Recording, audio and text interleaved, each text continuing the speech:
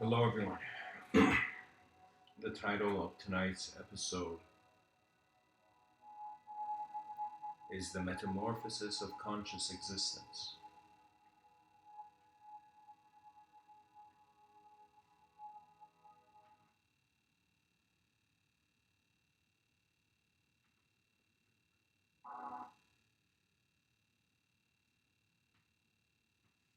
All right. The title of tonight's episode, again, is The Metamorphosis of Conscious Existence. This is an idea that has fascinated me personally, and I find it may fascinate others towards the greatest revelation of them all. You see, the state of our existence has value in consciousness. We require to be awake to realize that we can sleep. We require first to be alive to then see there will come a moment where we're not standing on this earth anymore in this way.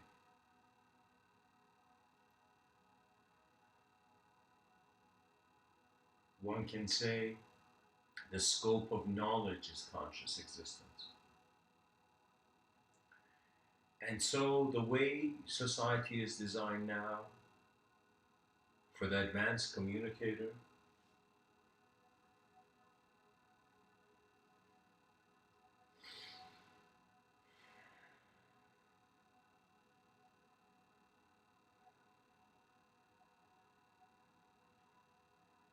in a dark room,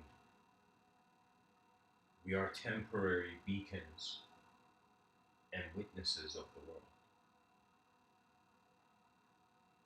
One can say our sight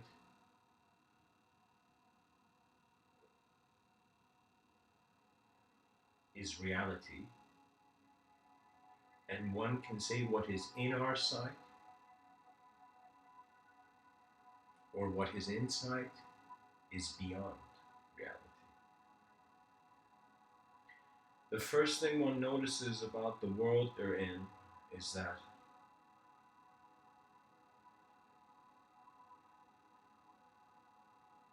it has been colored in to meaning.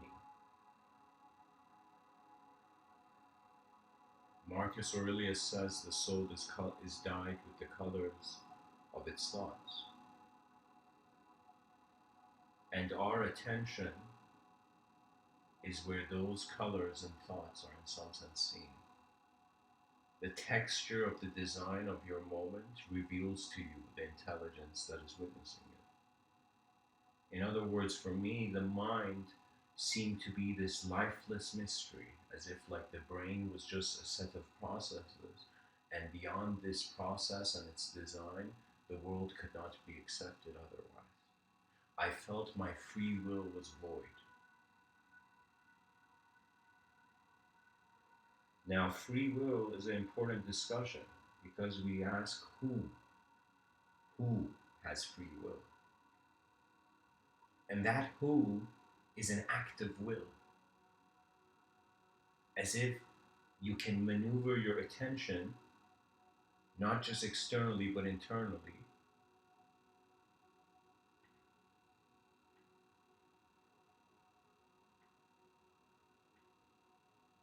Yet, what arises in your attention,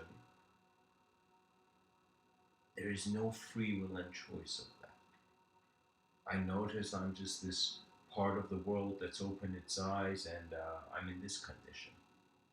I find myself having this kind of throat and voice, this kind of moment and fabric of existence. And so I dive deep into, in some sense, the meditative exploration of the moment. And the way I understood meditation, and this is starting from the year 2013 and onwards till now. The way I found meditation was actually through a state of preferenceless, through a state where the attitude was preferenceless in regards to the structure of the moment. pretty much I became that leaf moving with the river of life. You know, when I was younger, much younger, in Iran, you would go to this distant town, my grandmother's garden cottage, and it was in Damavand, and they had this very big fountain, and they had this sort of fountain mechanism where it was like this imagine like this gap or thin kind of line was like moving was allowing the water from the fountain to reach the pool from a long distance. And me and my cousins and my brother, we would play these racing games where all of us would throw these leaves and this like designed stream part of the fountain, and we'd see which leaf gets to the pool first. You know, as the water moves from the fountain towards the pool. Anyways, in other words, we compete because, in some sense, the choice there's a sort of scarcity, and scarcity means that your free will is conditionally here. And if you don't respect those conditions, guess what those conditions in some sense hold will fall. Every moment has certain pillars, and these pillars translate more subtler way, I guess, through language as the philosophies behind the world you see. But behind those philosophies, they translate as if, like, when you wonder about who you are, you think of the idea of you. And from that idea, you see that there's a sort of linguistic atmosphere that evokes it into, that animates it, as if without language, the mind cannot animate itself meaning. And there's a part of you that, in some sense, I can tell you this since my youth, there have been moments where I've just done nothing. I was just existing in that moment, and the tech, the vibe of that moment of sight, I have found that vibe in many other moments of sight. I've experienced certain moments that it was new to my conscious existence, but not new to my unconscious existence. And when I say unconscious existence, we are not just bodies. Because what's the point? If we're matter, matter's purpose is just to just follow the program. Yet there is something that, compared to all the other species of creatures at this time on the surface of this planet, we are the evolved ones. All the animals on this planet are looking at us and saying, wow, they are the blessed ones. And so, as the blessed ones, what is our action? When they said with power comes responsibility, and when you realize that the power of your life comes from the origin of your mind, it comes from beyond the idea you have, but the presence that is allowing the projection of the idea you have to be here in this moment. You come to the present moment when you arrive there. When you arrive in the present moment, the echoes of an individually conscious existence no longer interest the voice that never disappeared.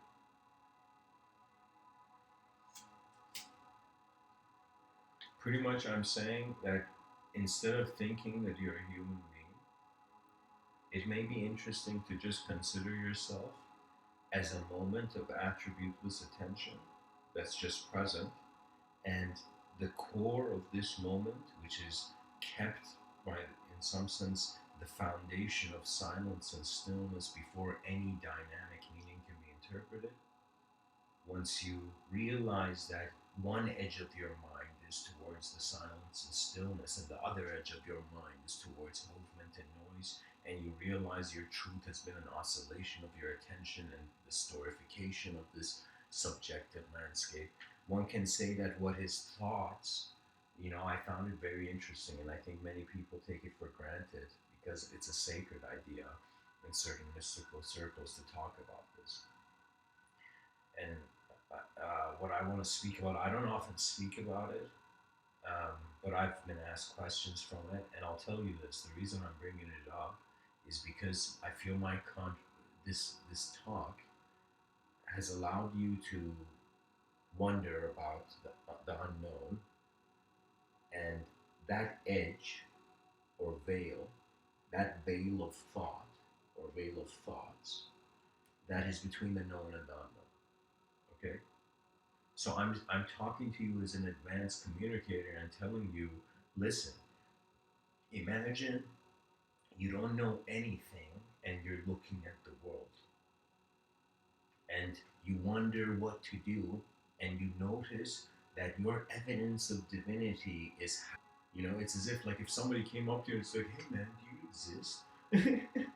You'd be like, let me check, and in that moment where you're checking to see if you exist or not, if if if if this is just energy or there is something more profound than even the concept of energy, you realize, yes, it is instantaneous because awareness and matter arise together. Purusha and Prakriti again walk together. Just to this may be humorous, but one can say like I personally don't like the Hansel and Gretel story in like English lore, but I'll tell you that they can represent Purusha and Prakriti, you know.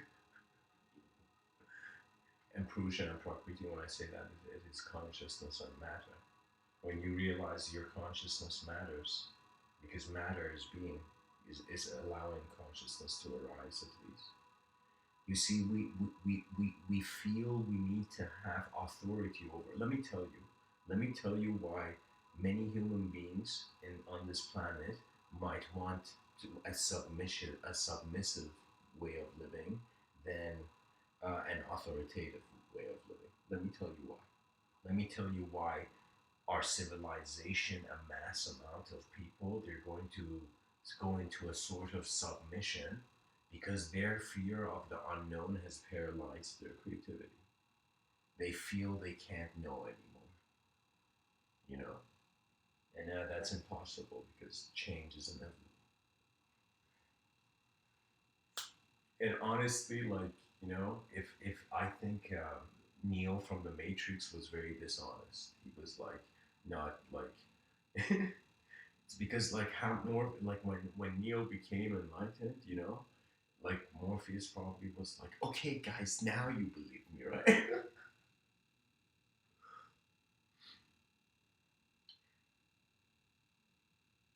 In some sense, through our serious ways of looking at life, we reach certain points of this journey where we have to regroup. And what regroup means that if all your thoughts were your army and you were a general, now you have to find a new formation. You have to look at your life form in a new way. And what that means is the only way a new way can be established is if the first step is taken. And this is where the excitement for success and the greatness of mankind is found. When it becomes more interesting to see your greatness than your absence. Because I've had many moments, like right now I'm giving this talk, but I've had many moments where I'm not afraid to say it. I was like, I can't handle this world. I don't care about it. Like just subconsciously, like I've had that modality of perception. And in those moments, it was as if like the moment I stopped caring for the world, something strange happened. The chaos of external reality now was internally being, like the explosions of chaos were now occurring internally. Because it's so easy to break something, but it is not easy to build it. And so, in a civilization where everybody wants to have fun and play their own games, many lost technologies will, in some sense, be found, hopefully.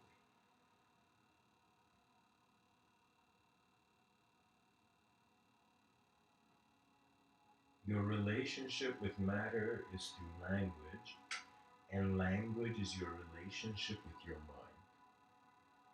And your mind is not actually like you can't like we can't even put a word for it, believe it or not. But we do. We say like, okay, it better be a noun. Okay. The mind better be a noun. But it is not. It is an all inclusive attention. So in some moments in these Mr. Within talks, like I've listened to my own talks, like I've given a talk and like years later I've come back to it and listened to it.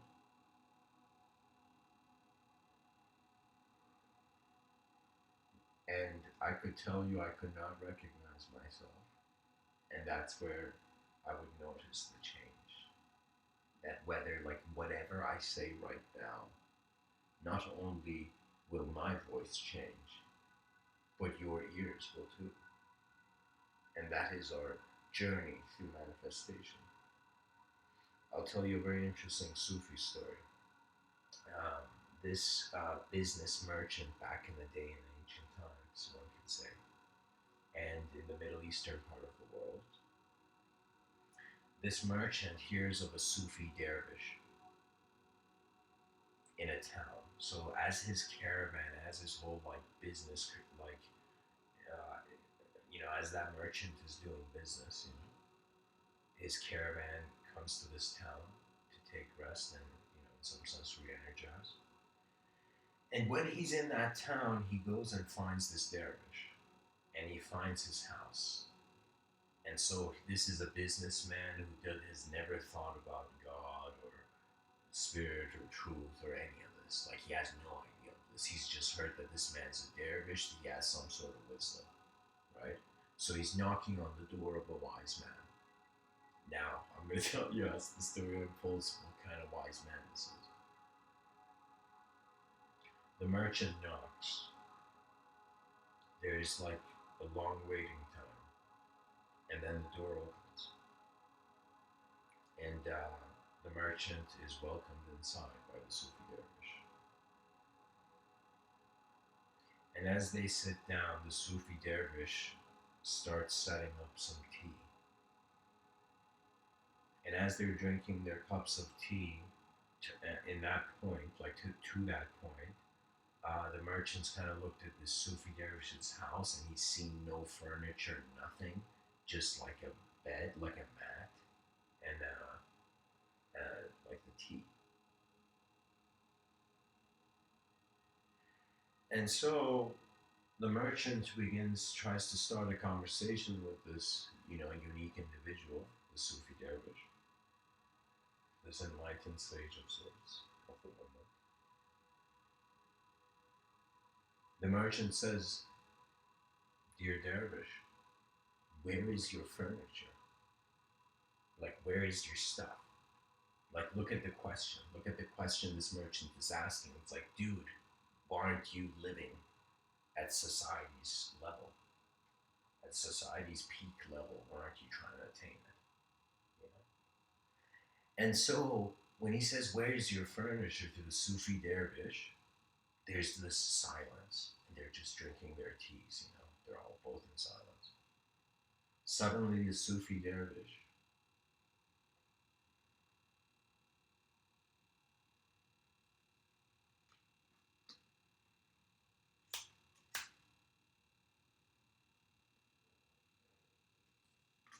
Suddenly, the Sufi dervish looks at the merchant and says, "Where's your furniture?"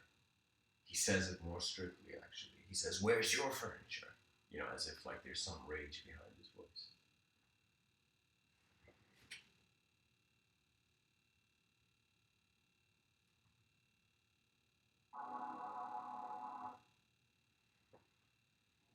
As if there's some rage behind his voice.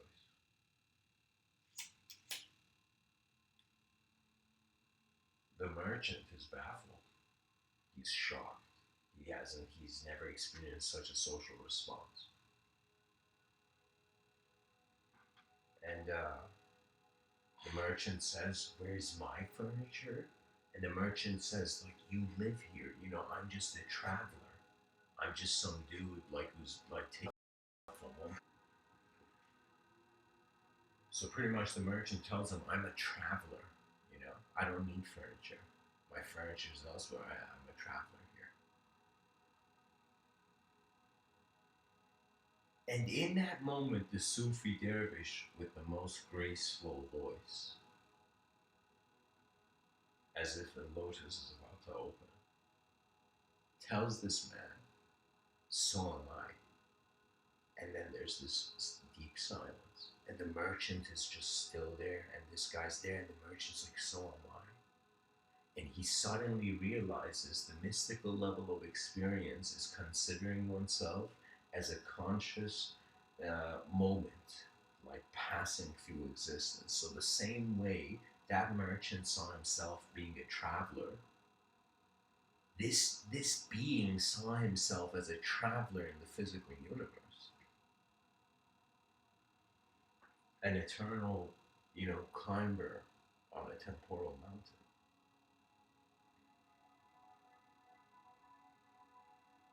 And the next climb of the mind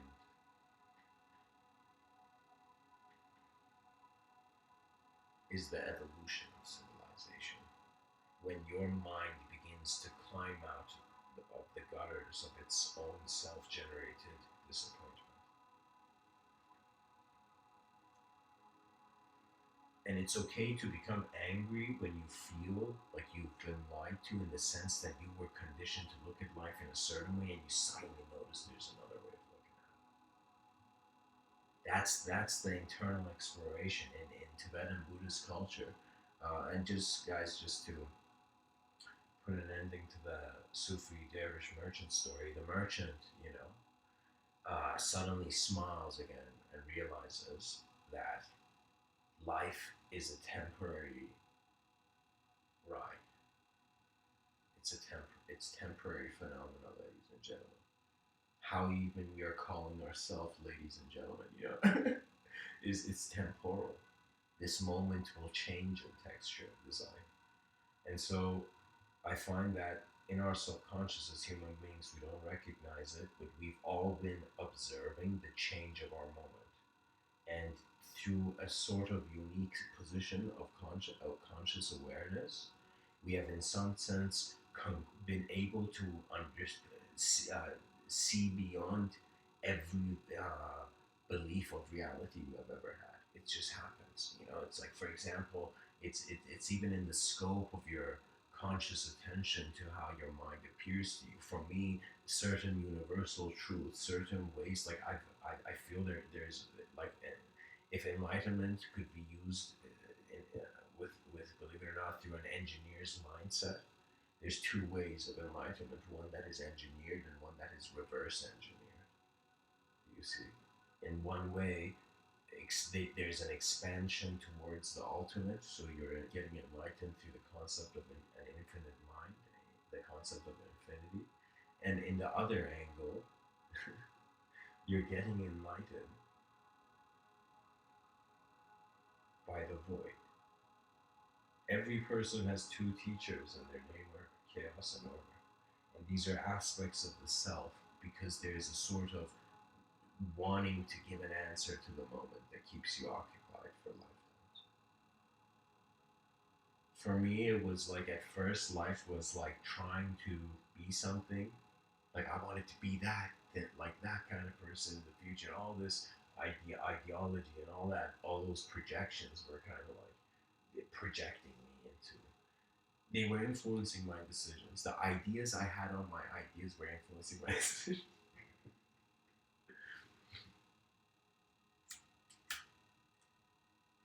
The more our attention goes to matter, the more lifeless uh, the extractions become. And the thing I was going to say about Tibetan Buddhism was their concept of treasure revealing, and that there are not just outer treasures, there's inner treasures, but these inner treasures are a shift in the identification of matter and consciousness in that moment. And the way that shifts, because there is change, you are in some sense a changeless witness of it. It is by nature. These yogis that in ancient Indian culture went into nature, the sadhus, the actual mystics, like honest human beings who were like, I'm going to. The word sadhu means like I believe to seek God in some sort, but their notion of God was an enlightened state of being rather than an idea where they must through the barricades of fear watch.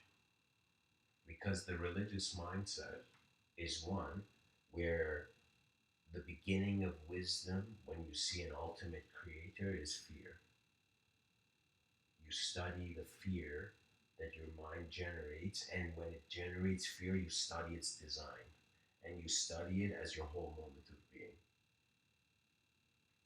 And so when you understand that attention is playing within matter, you relax. And it is as Tilopa said, you no longer need anything to be taught to you. If you're like, imagine you're one of those guys in the hallways of New Ageism.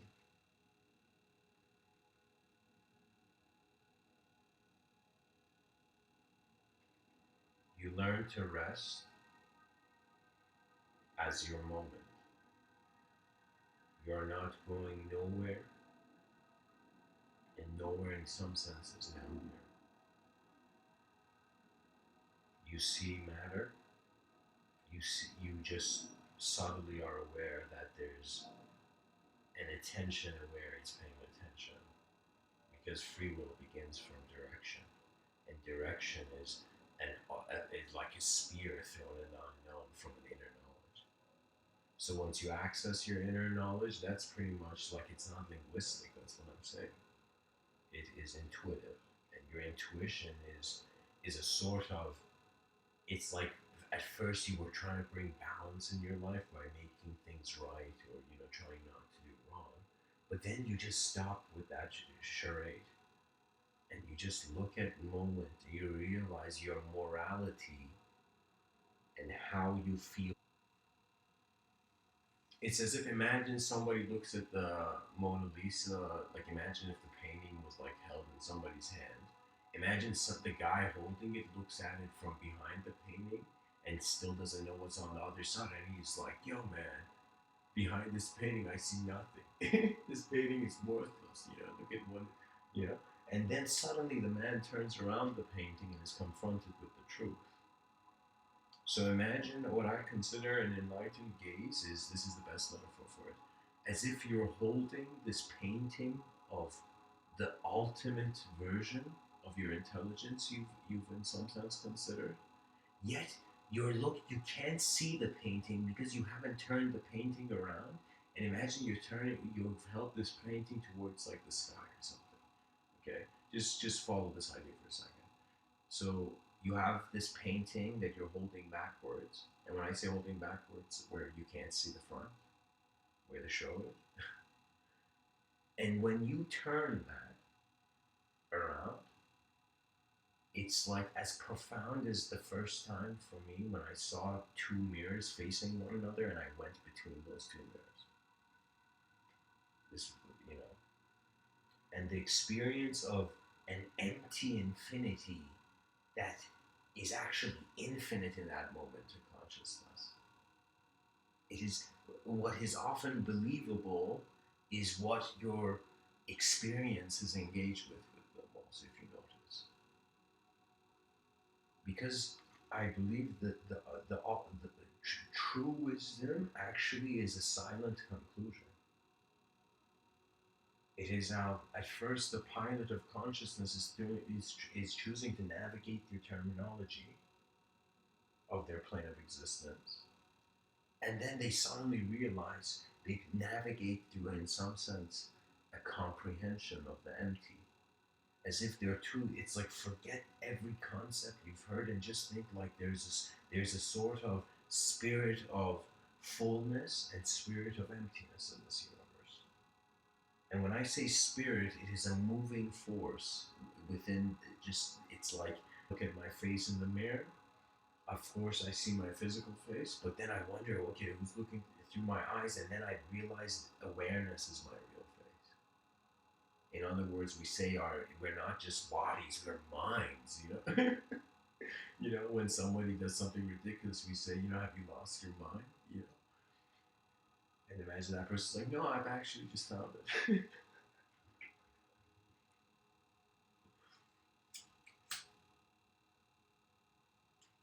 They say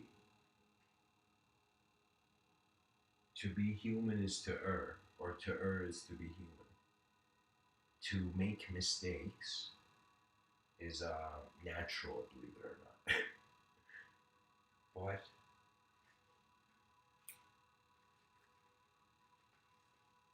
to see the bigger picture means that the picture you're seeing now is not enough. And that's where inspiration comes. And that's where now we can very deeply, like the atmosphere is nice to get into the concept, the true concept. The metamorphosis of conscious existence. Very simply, let's start off. Okay, right now I see existence and the consciousness is here. Right, like as I'm speaking to you, there's consciousness and there's existence here. But how these words are arising and how just my whole body is maintaining itself, I notice that it's as if like my heart beats on its own. My breathing occurs naturally, and then comes the ultimate, internal revelation. Why aren't my thoughts arising? Why do I have to plan for the future when everything seems to be naturally functioning, right? And then you begin to see the power of intelligence, of conscious intelligence. That, believe it or not, behind your eyes, you're the god of your universe. But this universe is projected, and then there's change. So believe it or not, there have been many kings, but they cannot rule over a changing universe. No man can. You know, it's like, imagine there's a bad guy on this planet, and then he conquers the planet. Okay, so what? Imagine the evil. Let's say all of society right now became evil. Okay, and messed up. Okay. In one manner, sure, it could erase itself, but in another manner, what would happen if there was like this kind of 1984 situation? It would happen for so long until at some point, like just the creatures playing that game would get bored.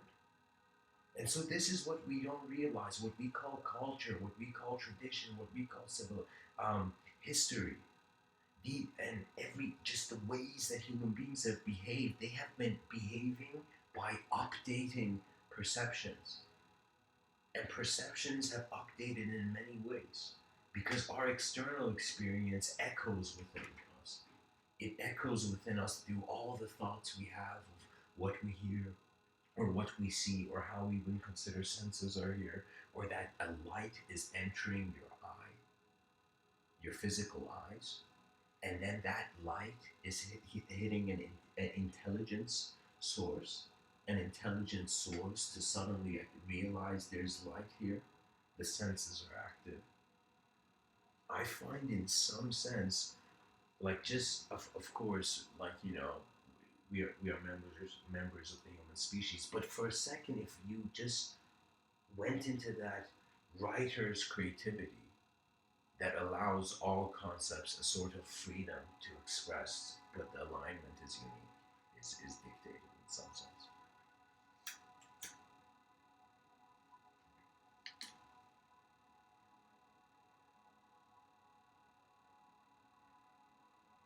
It's as if your personality is talking, but suddenly it becomes quiet when it hears the voice of your presence.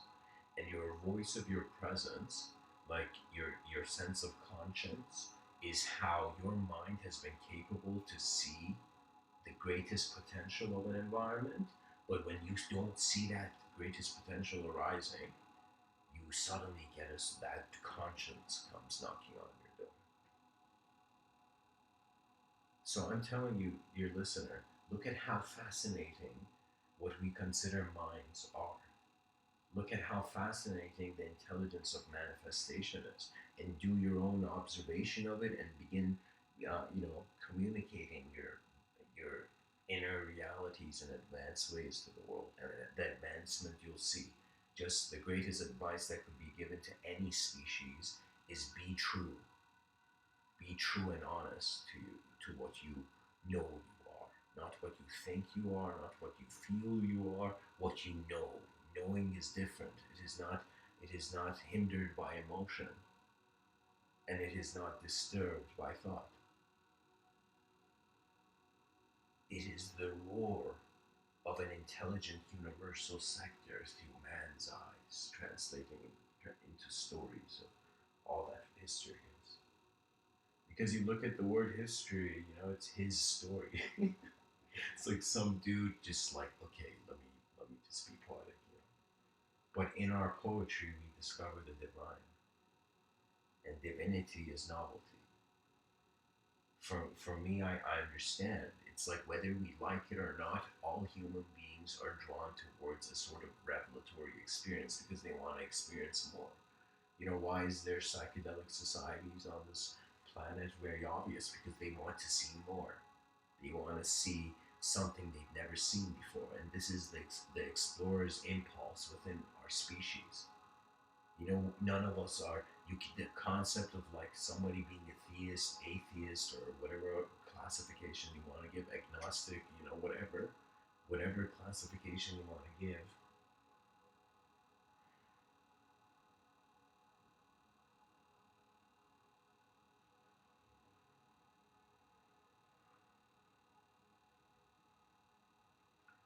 The light of the universe is in our eyes, and we cannot deny it.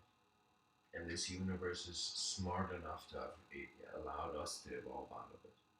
Okay, and we have been smart enough as creatures to now advance through language.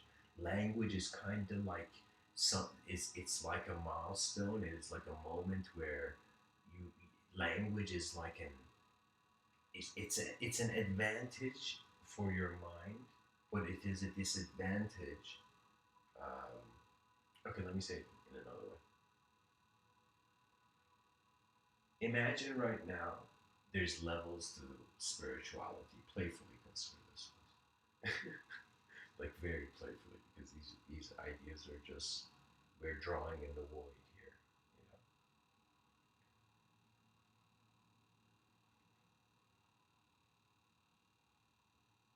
Here, I'll say it like this: if someone came and asked me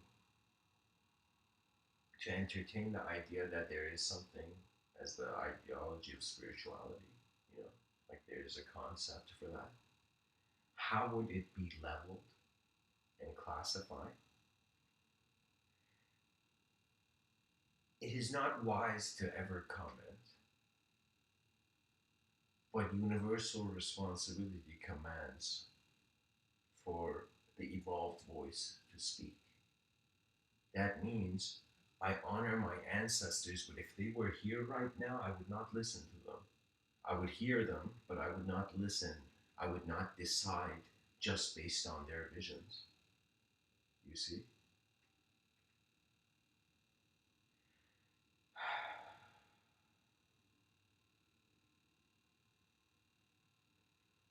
Thoughts are hovering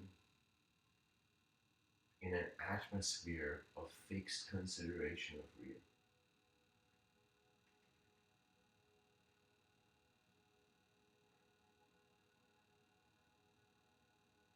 The ultimate conclusion you find in the material plane, as if like if you were cast away in a material universe. The ultimate conclusion is that you have been driven by inspiration.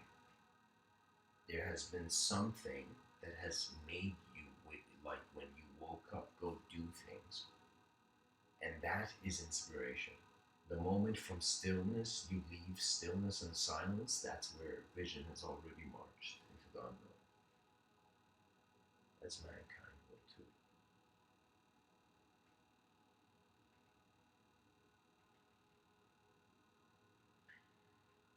There is a lot that could be shared.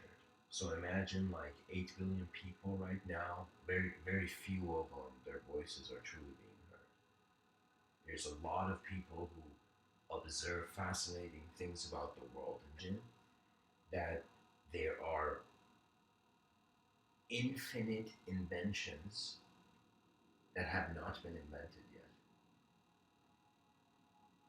And what that means is each invention is a viewpoint.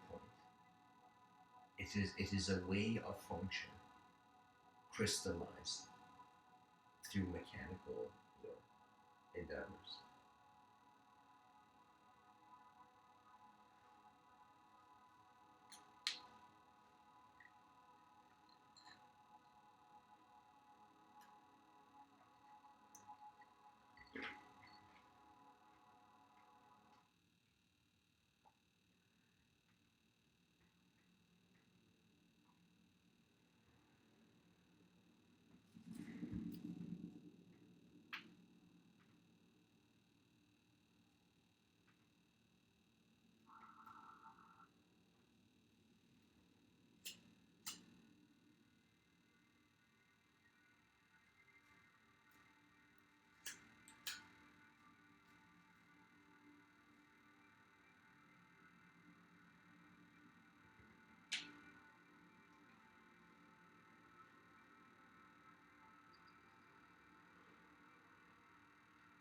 There's a painting in the Sistine Chapel, I believe, by Michelangelo,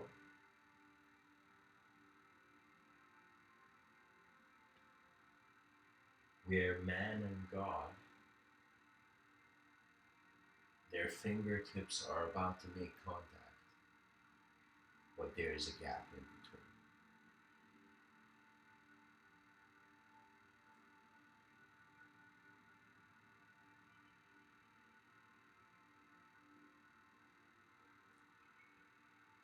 The concept of a renaissance that personally for me arose from Italy.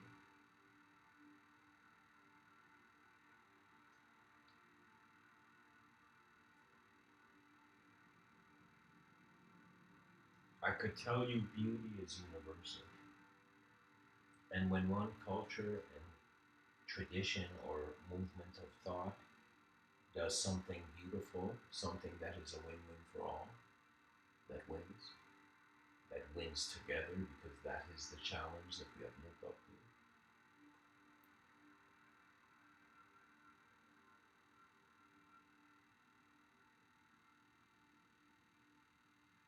If Meister Eckhart was in the Sistine Chapel and he looked at Michelangelo's painting, he would suddenly, see an image to his quote where Meister Eckhart, this Christian mystic, has said, "The same eyes that I see God are the same eyes that God sees me. The same eyes that I see the ultimate is the same eyes that the ultimate sees me. The moment is only one. When it has been realized, the moment is one."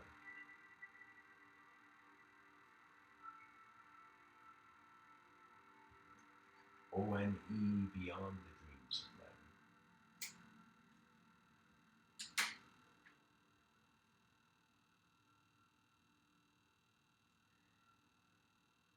The levels to spirituality is like the first step of the ladder is language. You study language. So when you wake up tomorrow in the morning, start anew, start a new life. And in that new life, study language. Don't think of it this way. You don't know enough about yourself to even conclude whether you're suffering or not. you know, some scholars have said, one of late Terence McKenna who said nobody knows enough to worry, and I was like, that's a good point.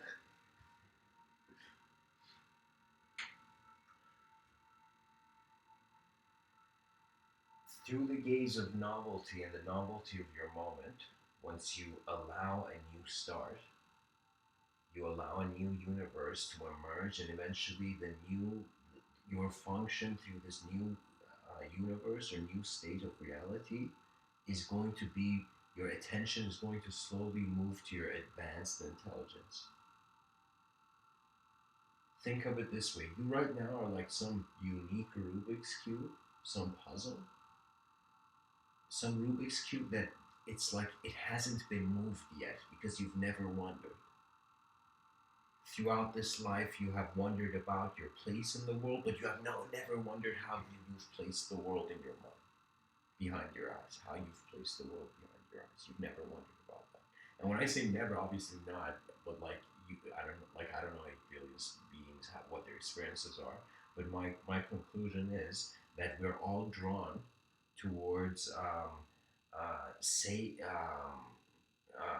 comfortable enough to receive explorations into the unknown.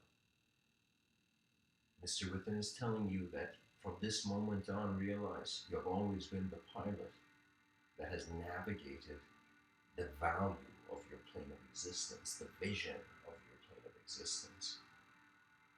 You are no little thing in a world where you created the concept of the big. When you allowed the duality to rule your life. And when I realized all the conditions that I was suffering and all the ways I felt the world was cruel to me and I felt hatred and I felt like this is not my place, I am not welcomed in the world I was born in, I felt that way. And in those moments, I suddenly there came to a point in my life where I saw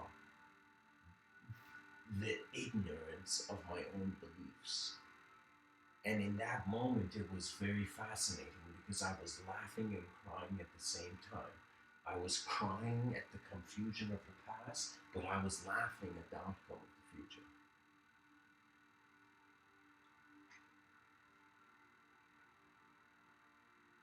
Think of it this way: we want to do the best thing in the most efficient and simplest way. It's like they gave us the problem of life, and so many people are trying to approach and complex it. You know what I'm saying? Just like try the simple. Try living a simple life and allow the complexity of it to be internal. That means right now, here I'm sitting in like in a house, you know, of a certain size, and but behind my eyes, I have even sat on clouds. Behind my eyes, like when I close my eyes and I think about my life, that is when I am the movement of the thought. I am the attention that navigates. It's like the point of meditation is not to stop thinking. Like that's ridiculous because thinking is not. It's you don't create like you are like this biological, um, multidimensional antenna that is receiving the world through abstraction. You don't understand how many waves, how many things are influencing this biological body. As I speak, beyond our sight, there are so many waves. And universe is like consciousness can be said to be like a coagulation of the many collisions of waves of energetic attention that has matured to be able to identify. As if energy starts off being stupider than nothing. But then grows beyond the fences of belief. Find a pure freedom that comes natural to you, that is effortless. Efficiency that's effortless is like, you know, the alignment of the stars. It's as profound as that. As if, like, imagine how cool it would be when, if, like, all the planets were moving like a dial, dial of a clock.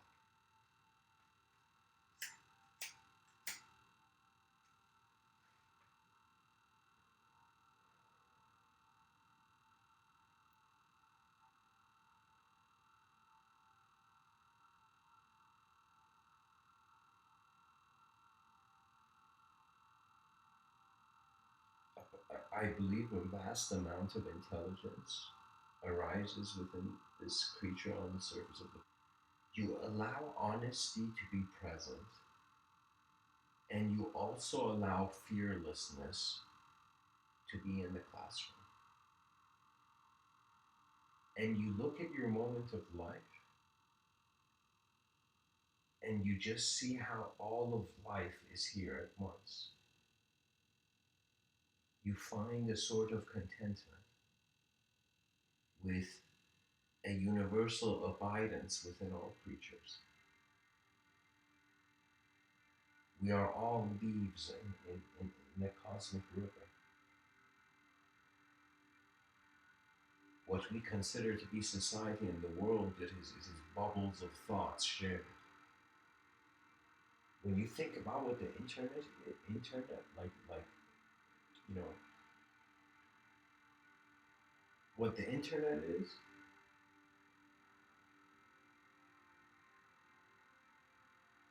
is how the worlds behind our eyes can connect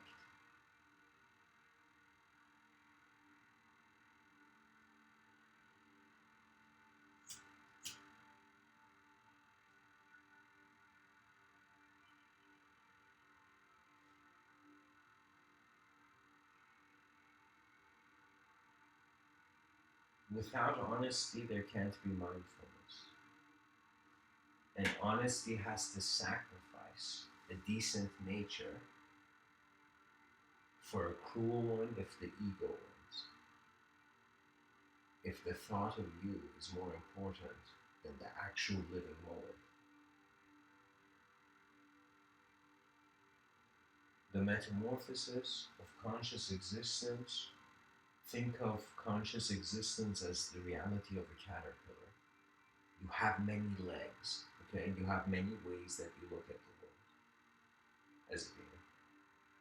And then you see as if life has placed the caterpillar in a way where before it transforms, it experiences just walking and movement and it experiences legs. But then when it transforms into a butterfly, it's as if it's experiencing the sky. It is first experiencing the land, then it's experiencing the sky. And one can say what consciousness is these vast waves and beams hitting the earth and reflecting back. And in that moment where they hit and reflect is our whole life, is the story of humanity. It is placed on that part of the shelf, of the stations of altered states of being. I say altered because, it's cooler that way.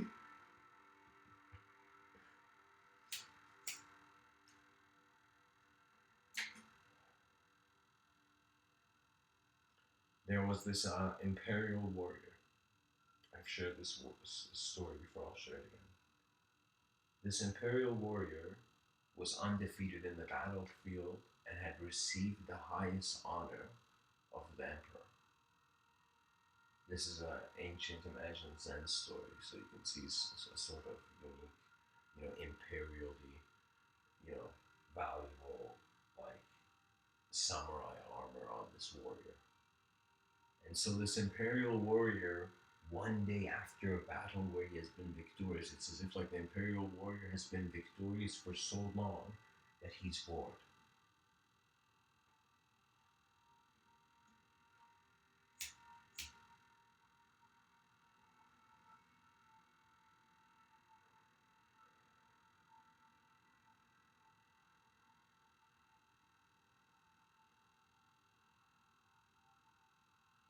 As he's walking in the battlefield and he's dragging his sword on the ground and he's seeing all the casualties of war, he asks himself, he sees all the people he's killed, and he asks himself, where are these people going?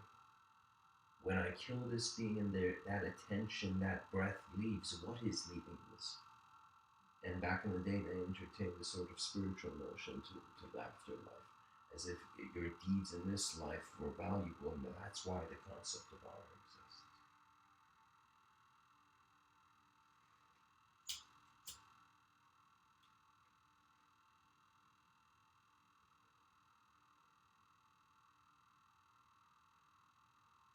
The imperial warrior wonders about heaven and hell, and he wonders what will happen, like how the afterlife will approach him, and what that confrontation would be like. He asks around, and eventually he finds himself at the door of the wisest and, most enlightened sage and Zen master of the time. He enters, He enters with an arrogance that's like, you all know who I am, and if you challenge me, you'll figure out. And in some sense, with an arrogant sort of pride. So this imperial soldier pretty much doesn't care what's happening inside this this temple, this Zen master's place, and he just goes in, he marches, and he goes to the Zen master who's drinking tea, and his disciples are there drinking tea as well. His buddies are there, you know. And so in that moment,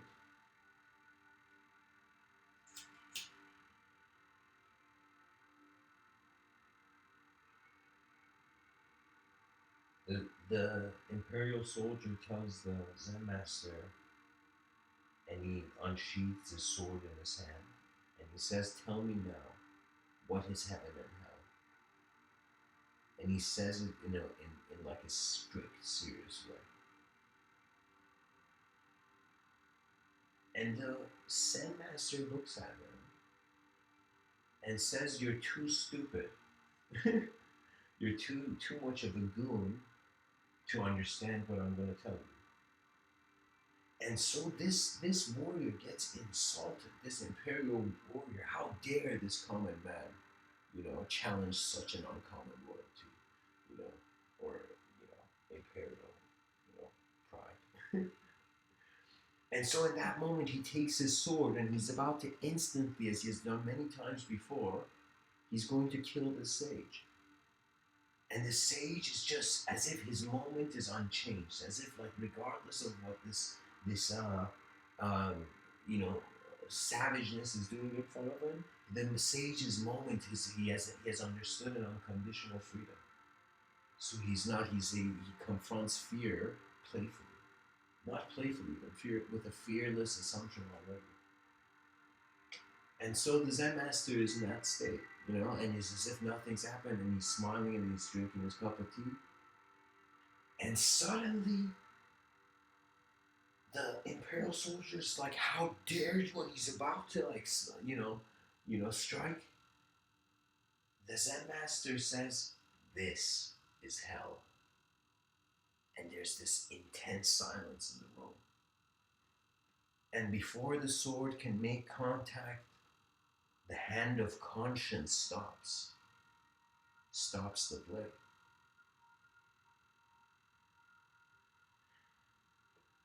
And something happens.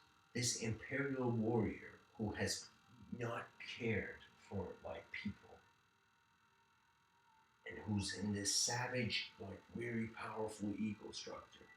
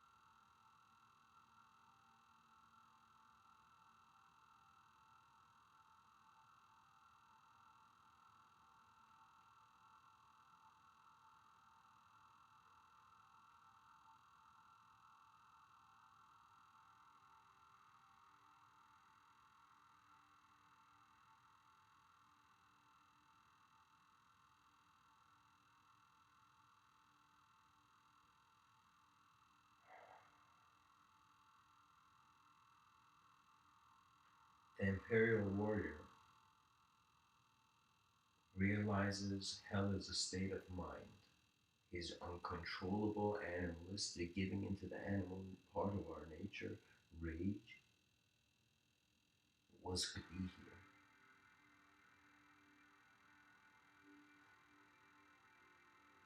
And the wise know beyond that you give the ultimate allowance to yourself to first see the truth of your intelligence, and then intelligently you align with the intelligence of the world.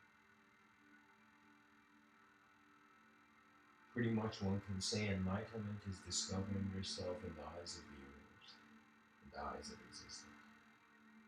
And your conscious existence starts as like this kind of like caterpillar ego thing that has many dimensions, many ideas about what it thinks it is, right? But then through just a sort of meditative stance, an internal meditative stance, a way of just being conscious that existence is here and being honest enough to just observe it.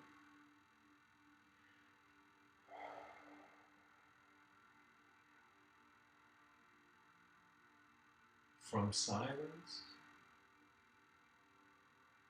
steps forth the movement of the history of the world.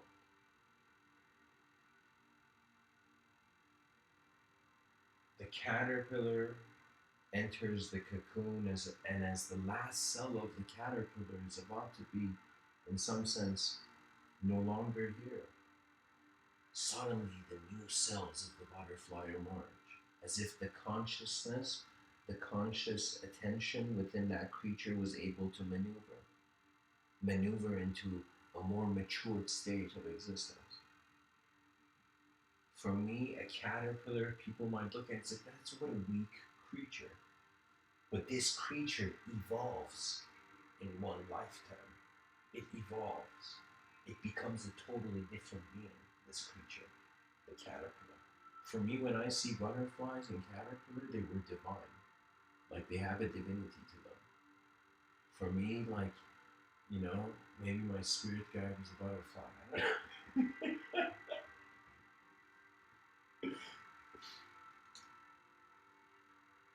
Because even eagles can go down into manifest reality and conceptualization and an intellectual approach of the world, and it's honestly like a fun ride to do so, but I'll tell you, it is not where truth is.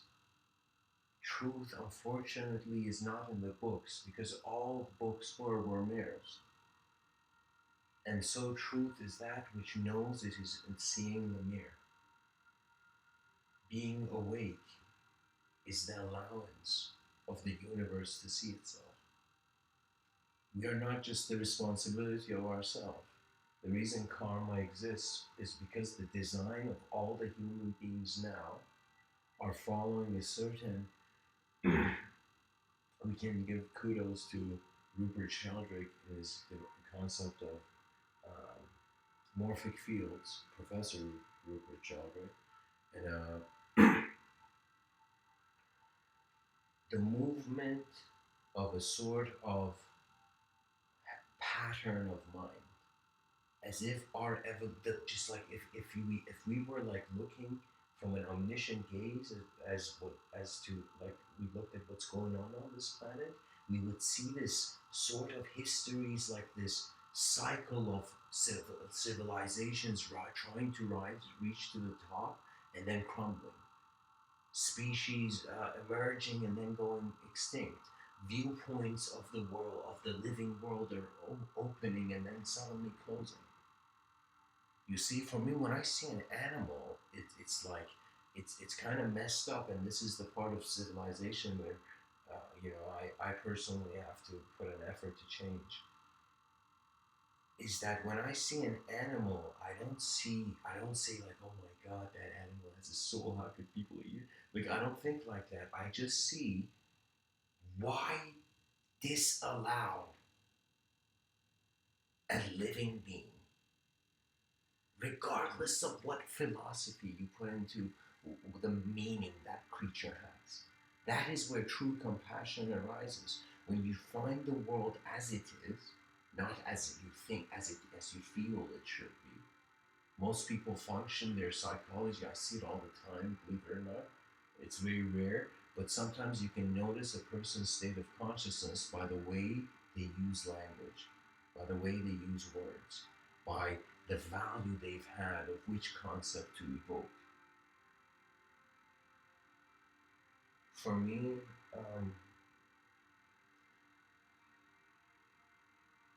in a doubtless way, I can say I feel my viewpoints could come across as uncommon, but I'm speaking about the common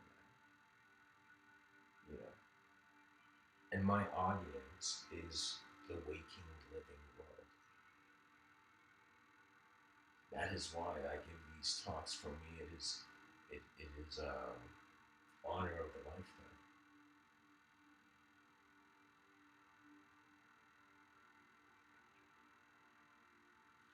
And believe it or not, to get upset about a viewpoint is very unnecessary.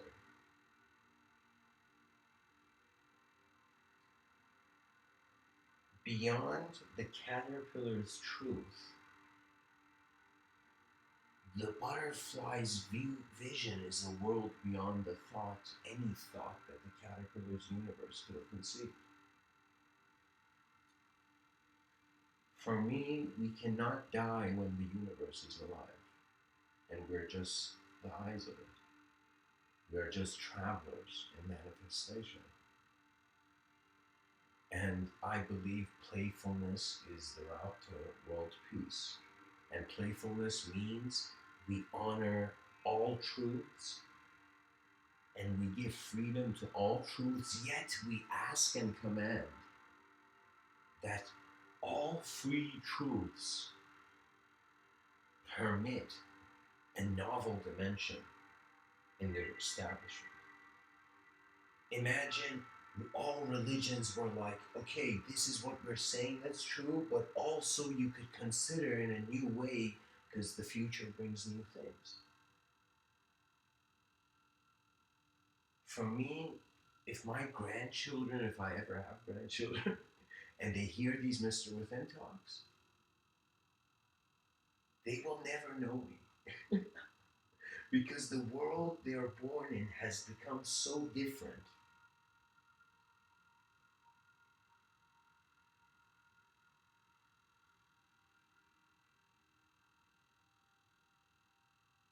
that the past and future are like that picture again on the Sistine Chapel where God and man are about to, in some sense, return. Remember. You remember that you have separated the world in many ways. You study the ways you have separated the world and you understand knowledge is how you actually perceive, how you look at things. That's where knowledge arises. And knowledge is a momentum. And its greatest momentum is an inspiration to bring change while it's before it changes. You know, Jalaluddin Maulana Rumi has this quote where he says, before death, I don't know if I'm saying it exactly how it is, but the idea is before death takes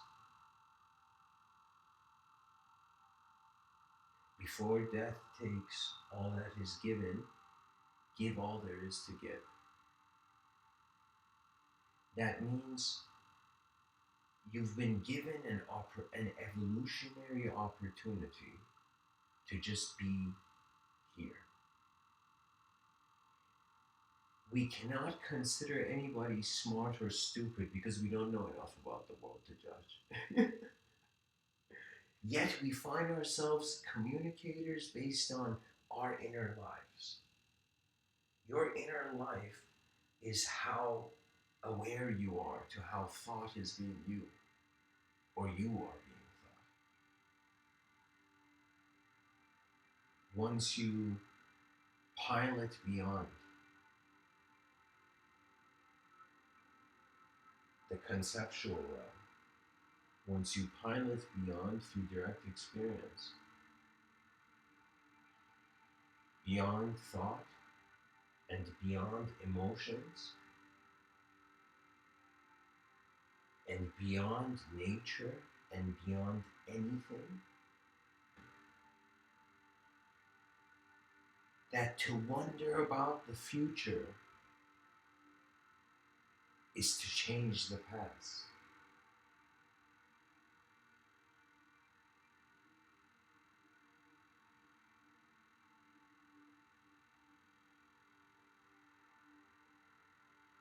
Seldom it's said, seldom this is said, but the handles of time dials of time are moved by you. The battery doesn't power the watch. Your eyes power a conscious existence. And your inner eyes is your presence. Your outer eyes is like this. Um, it's like your mind is the Iron Man suit of your soul.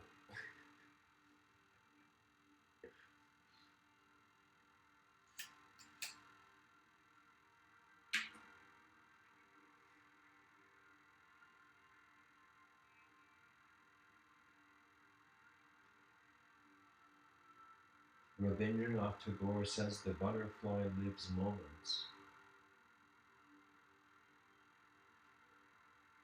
Oh my God. The butterfly lives moments and has time enough.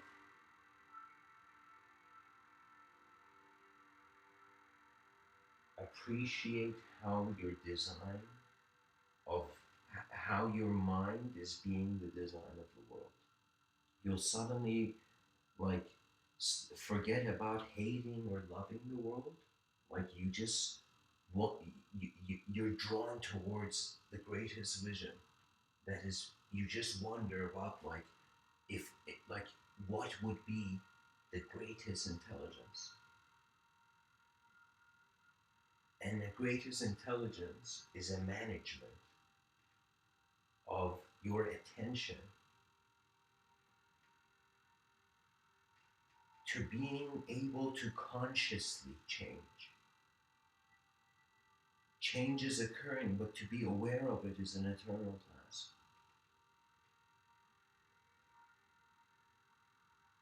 Disguised through a karmic and temporary universe that is just the most intense reaction to the design of the thought. When I see chaos, nature has won already. That means whether my nature is decides in that moment of chaos to function as an egoic structure or function as an unconscious animalistic structure, you know,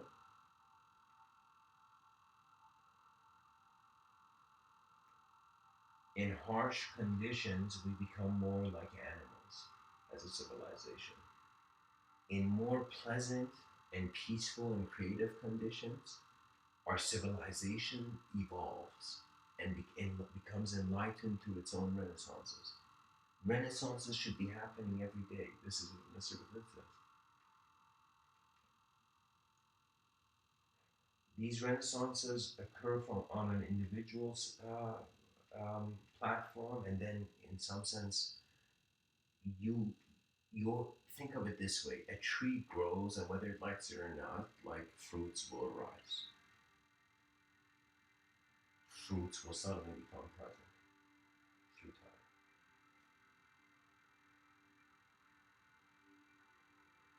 And as time is the moving image of eternity, as Plato says,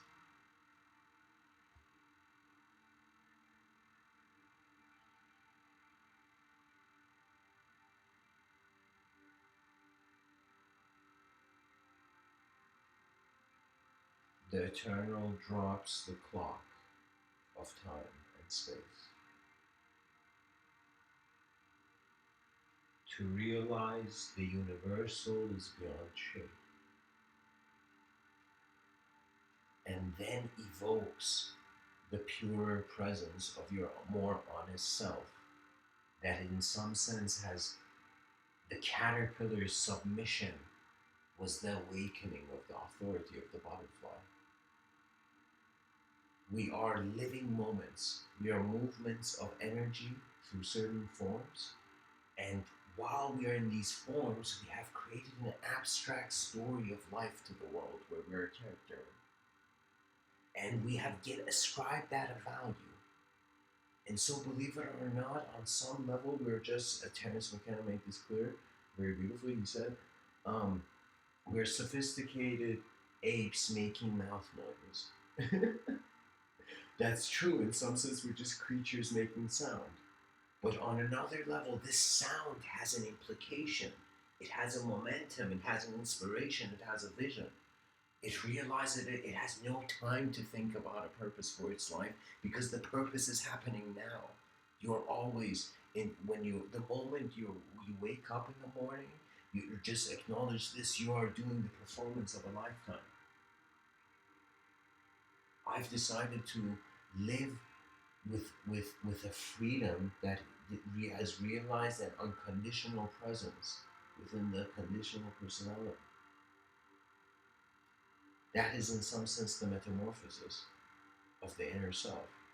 Starting off as a biologically convinced and abstracts, like as if objectively you see your existence, subjectively you see your existence, yet you realize that all this is present as a moment, and in that moment that suddenly you see the separations between these ideologies merge as one.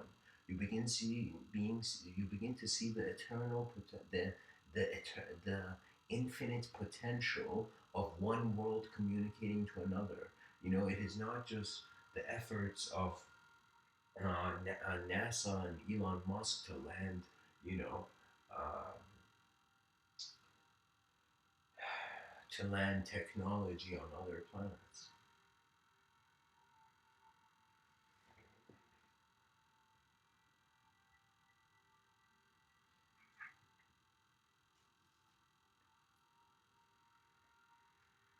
When people speak and a word enters from like one person says something and the other hears it, that's the same as like a satellite landing on Mars. And a symbol has been directed towards you. When, like for example, when you hear these talks, I'm pretty much just speaking about the moment, you know.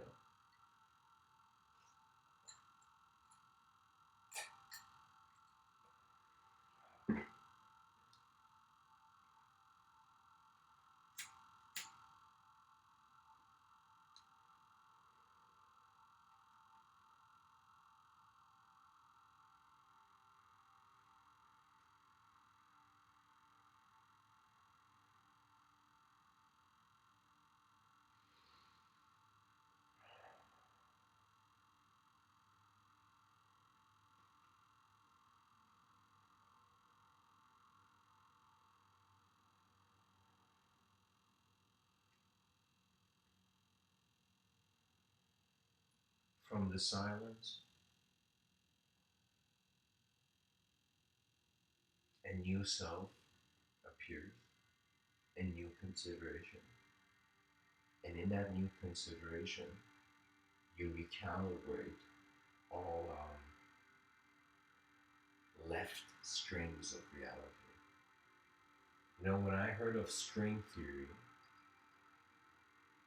and just to make this quick point, I got a thought about it, and then I actually saw it, like read about what it was, and how there seems to be these 11 vibrating string dimensions theorized.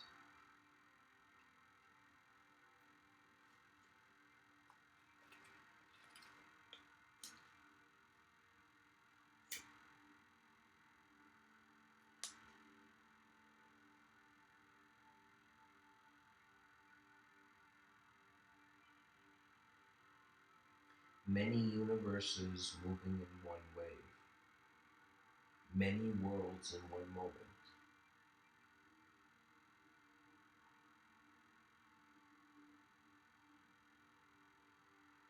Whether you're an imperial warrior who is then told, once realized, he puts the sword down and bows at the Zen master. And the Zen master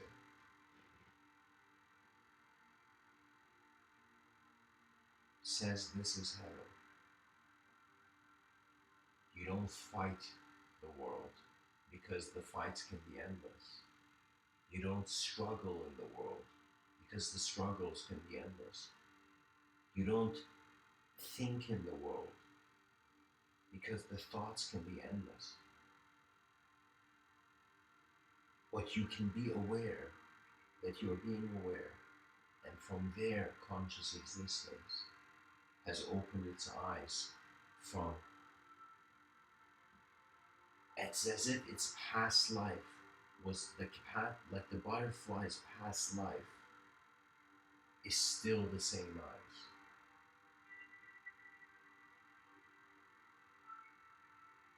The same intelligence transforms. That's why we have the word transform. It shifts the way how information is kept for you changes, and that changes the fabric of knowledge in that moment. You know, and a lot of our internal study of the abstract depths and the unknown depths of man's mind,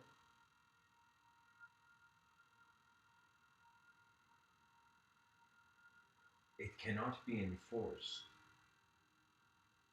You can't force people to find truth, yet you can say, wonder about who looks in the mirror and find your greatest vision. Find your greatest true nature.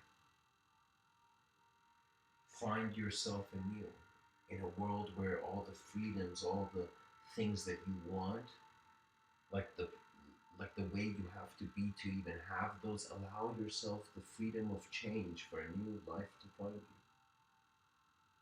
And change could mean relocation from your current environment.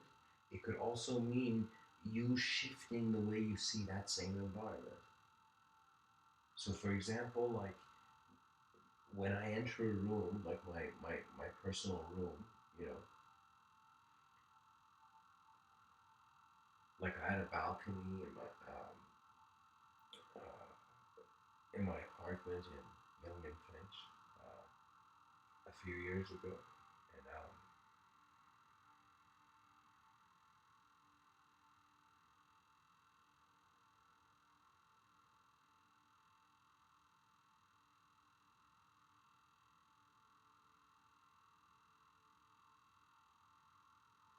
I dived into the silence, and any idea I had reached a sort of emptiness. And then I realized the freedom of emptiness is for anything to be able to exist. And then the design of my world was just inspired by my next decision, as if my decision was no longer being moved by unconscious forces of nature. It was being moved by a sort of selfless conscious attention that has energetically comprehended its direct experience. You are free if the world is free.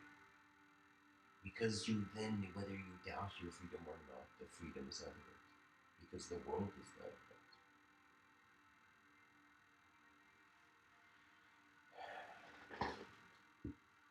As the pilot navigates beyond the subjective realm and the objective realm, as these individual creatures on this rock spinning in the middle of nowhere,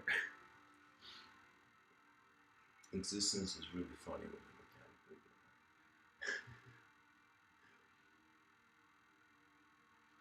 at it. We, as objectively oriented and subjectively oriented and directed creatures, will all go into this caterpillar cocoon where we will suddenly be experiencing life, and we realize that direct experience held the secret.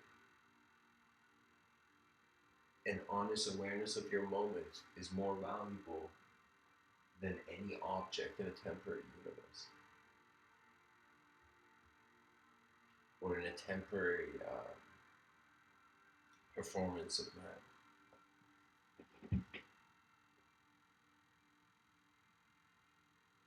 Study your attention, and you will see that regardless of any idea you have, the instantaneous presence of your being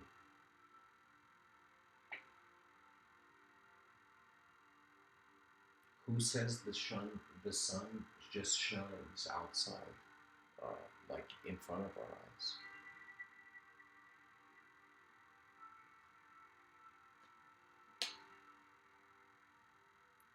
God and man have no longer time to play games.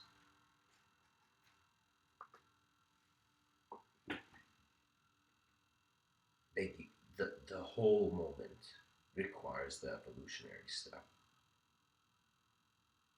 When I look at this civilization, I'm like, how do people have time to do cruel things?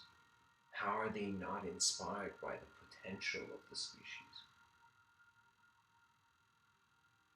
By the integration of ideas that, in some sense, we suddenly begin seeing very common cultural patterns all over the planet. We begin to see there are certain values that human beings have that, regardless of where they are born, they have been abiding by it since their existence.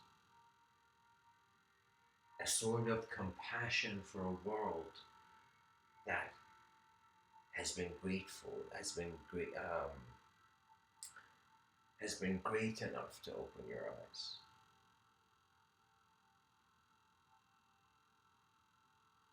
Because when I've done things in this life where my conscience set in, and when I listened to the voice of my conscience, I wondered like, okay, where is my value system of good coming from?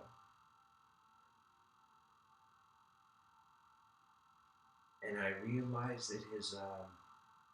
this is the cool thing. This is what makes the idea of souls on on a planet possible. These eternal personalities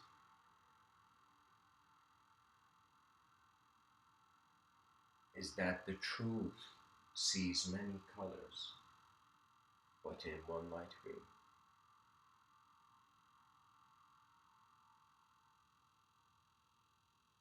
We are not creatures of language.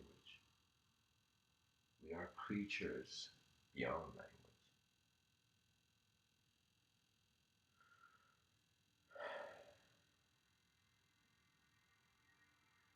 Now, I'm going to say an idea here, and honestly, if you've listened this far, I'm impressed. Thank you.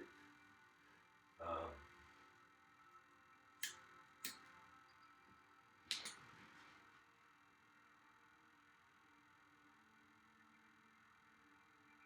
Eventually, the moment of being has to confront at some evolutionary point in our civilization's history, like where civilization is headed. We will live so long as just individual temporary physical beings until our experience begins to get bored of the design of our existence. Then we will seek to change the design of our existence. Then we will try to make ourselves into the gods that we worship.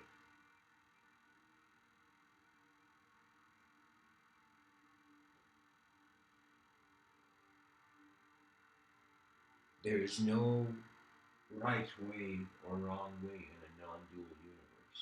Grant yourself the permission to not think you're going somewhere, rather, seeing where you are, seeing how sight is present. There's a purity to that, there's a purity to your awareness.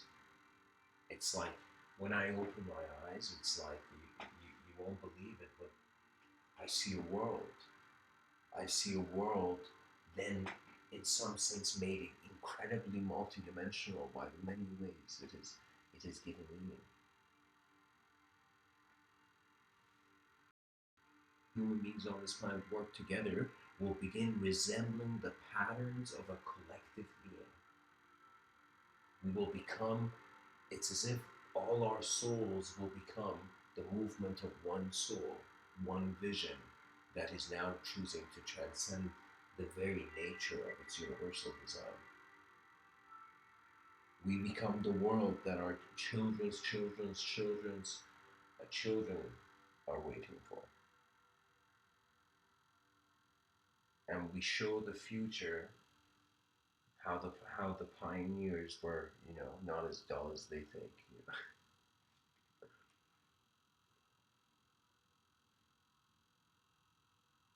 For me, whether it's my own child or whether it's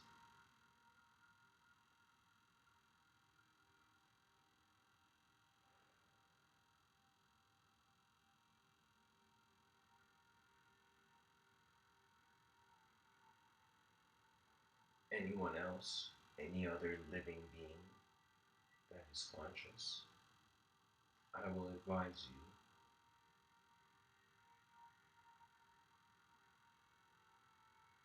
if you had one lifetime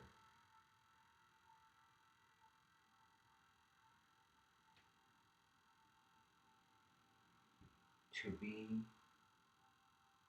anything available in conscious attention, where how would your next step finalize? How will your eyes open beyond the cocoon of the past into the future? The world becomes beautiful when it becomes strange, because then it proposes challenges to the normality of the world. And for me, when I speak, I like my position is a sort of trying to, as as like in an honest way, share what I feel direct experience is.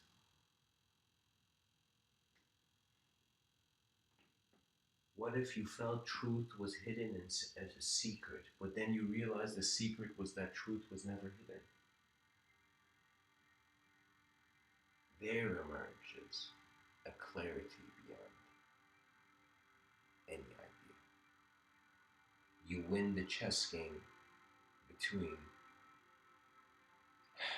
the design and the language of the world.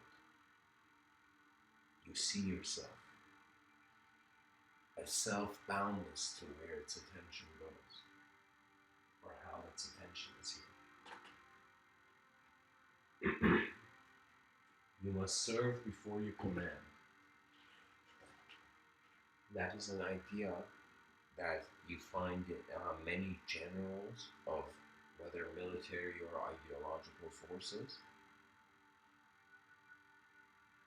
They have lived in, they have devoted their attention to a certain design of the world, and now they can, in some sense, attain a mastery beyond it.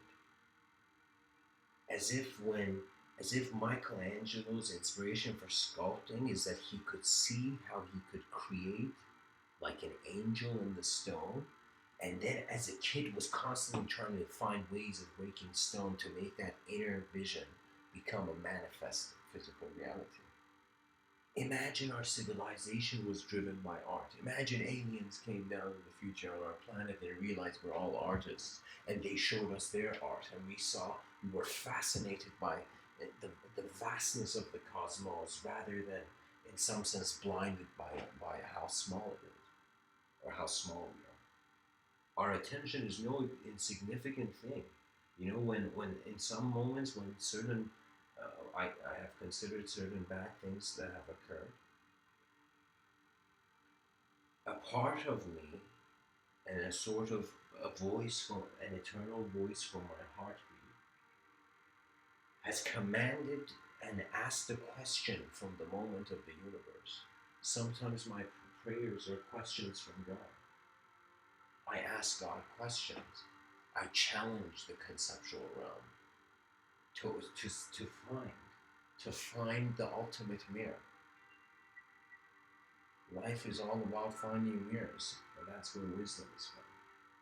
It is found through self-reflection. You see how it is your responsibility how the idea of self expresses into materialistic intelligence. You can be a blacksmith, like back in the day, and you could say, like, get in a sort of Game of Thrones context, even though that's fiction, but in a sort of Game of Thrones context, like we see back in the day, like the blacksmith hits the sword and bang, bang, bang. It's like the sword is being made. And in that moment, we see at the same time, there's a person on the other side, like, taming a dragon. Many dimensions and ways that the universe is being intelligent. The whole universal sector has an expression. An aspect of this expression is your personality, which accumulates an inner imagery. So if I, pretty much who you are is just a lot of accumulated images that have had a sort of unique interlinking to be valid as a story of love. Now, one may say this is an unnecessary depth of scope, as if like we don't need to look that far to see what's behind the stars, But I will tell you, due to life being temporary, we have to at least give the ultimate effort. That means even animals know this. In your last moment, you will fight for life. And so, if you begin fighting for life now, the spirit of justice begins to abide your karma, as if bad things stop happening to you because you have understood the value of good. You have understood how, how many genius ideas can find the global stage if there was peace, if there was enough silence and stillness for innovation to present itself. And there are so much creativity is being wasted. It is being wasted by a society that does not value creativity. It only values what creativity can bring, as if it is the servant of an economical system. Creativity is enslaved by economy. Well, and the reason is, like, in some sense, you can't avoid it, and you can say it might even have been necessary. Rather than enslaved, we can say the economy is teaching creativity of its value.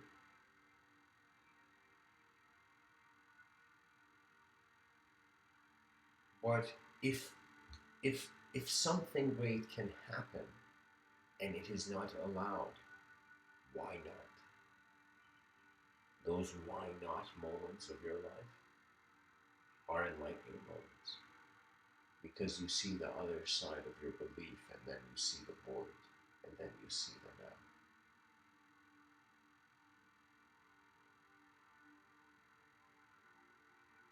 The ultimate metamorphosis of conscious existence is how, in choosing to explore the unconscious, the whole unconscious has become conscious.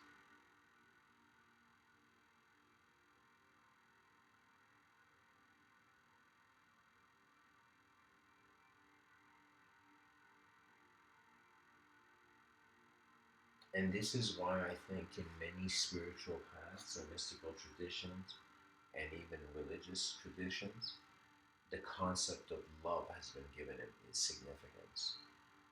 The concept of beneficial, merciful, a compassionate creator has been given. Because it is trying to say that the idea of God is a suggestion of the ultimate existence, and then this ultimate existence, you know, in some sense, is your greatest idea of it. And your greatest idea is your direction of effort. When you find an idea important to live for, you will get that pen and you will write that book. You will share with the world what your ancestors and anybody in your dynasty and lineage never had a chance to do because they never had an access to this world. When I'm giving these kind of mystical talks here, I feel like, you know, that that sage from the mountains who suddenly has found the microphone that, in some sense, uh, is a bridge to other minds on this planet. For me, I'm just, you get bored of individual existence. You want to see society thrive. That's the result of boredom. You're like, okay, how do we update? How do we make things lead towards efficiency?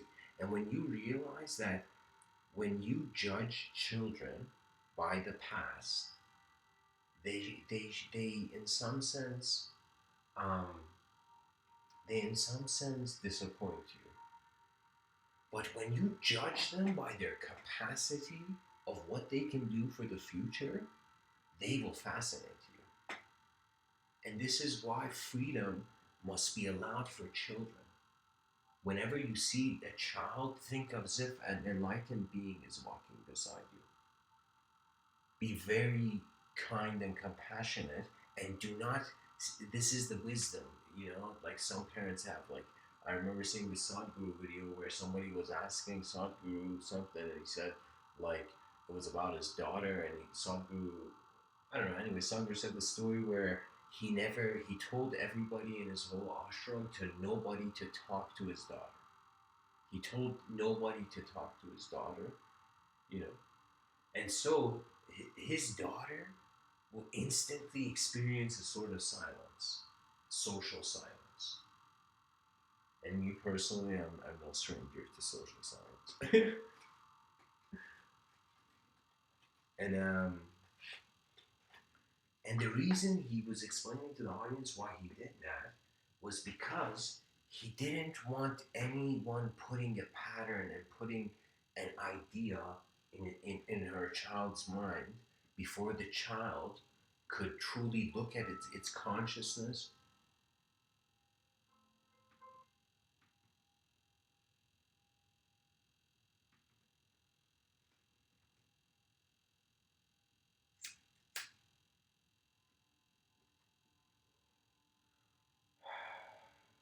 He pretty much wanted like the consciousness of her child, of his child, to be stabilized before being having to abide by a certain system and a certain pattern.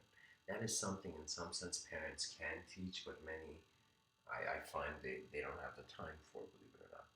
And it's totally understandable why. But what it is that you teach your child about freedom, and you teach your child about it's your responsibility to the universe to seek your greatest freedom. And sometimes your greatest freedom could be a totally different approach to life than a sort of believable way route of it. You know, beliefs can be endless. Anybody can create a belief. I could say like, I believe orange juice is the truth. You know, and I could drink like a glass of orange juice. So beliefs, what value do they have? They're just symbols in moving in the void of empty space, in a nothingness that is not a thing. Yet the eyes of the universe remain conscious. Some Sufi mystics would say, die before dying. That means see yourself beyond your subjective intelligence. And don't try to see yourself first beyond the objective intelligence. First, try to see yourself beyond your subjective intelligence. Begin paying attention to how thought orchestrates itself.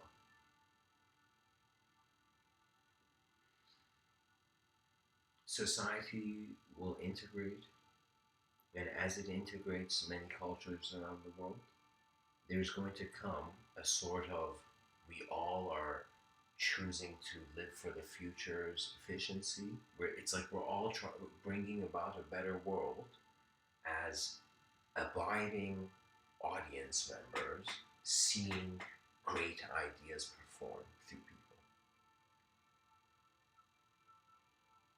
For me, like, judgment, pretty much that concept got eradicated the moment I realized, you cannot judge a part of the universe.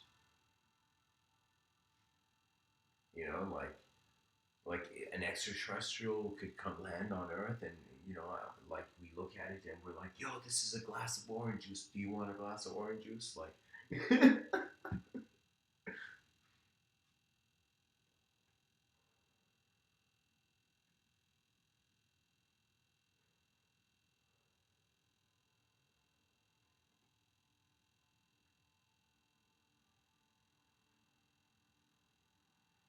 that extraterrestrial creature would be like, these creatures don't realize from a subjective point they are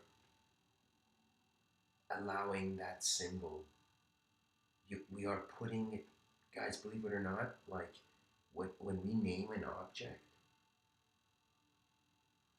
we in some sense are giving it a subjective world.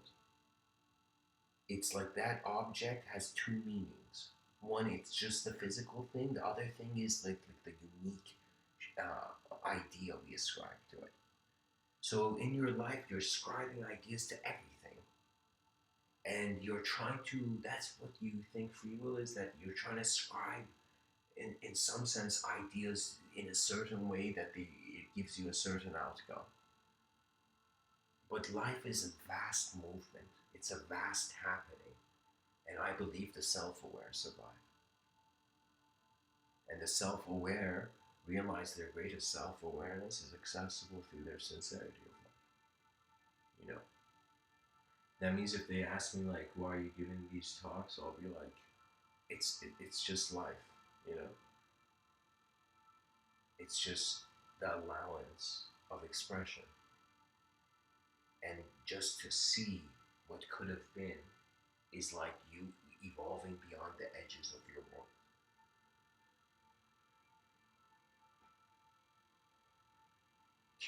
Curiosity is a word when your attention is changing worlds and it doesn't want to be responsible for the outcome.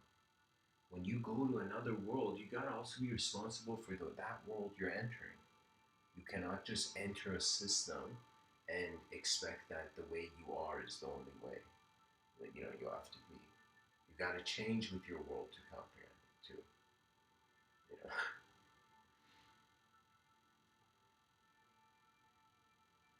it is okay when a moment comes you notice yourself as a collective being. That means you're the life in every idea that you have ever thought to be.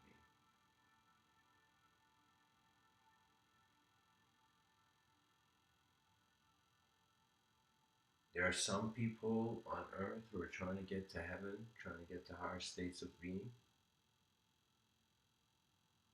And there are some people who say, in very, like as if they're playfully laughing and saying, Earth is in heaven. And in some sense, our species is responsible to build paradise just to see like what it would be like. You know? I hope this talk has served you.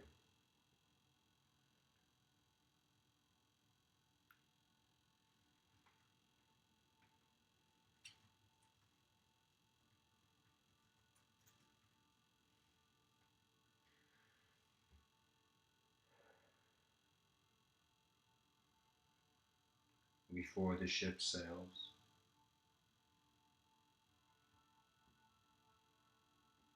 I would like to share a quote from Rabindranath Tagore. Again. He says, "Faith is the bird that feels the light when the dawn is still dark." As if in the darkness, the flying bird begins to feel a warmth, begins to feel a hope for the momentum and direction of their existence. And then dawn arises from faith, because faith is the allowance to experience the new.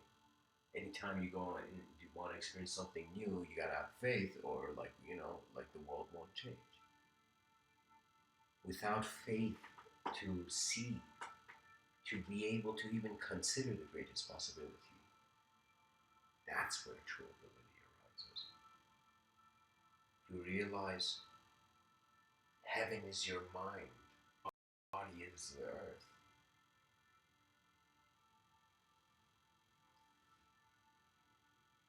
Love reality and all its secrets will be revealed. Transformation is inevitable, but presence, truth never had to go anywhere, much less as an honest.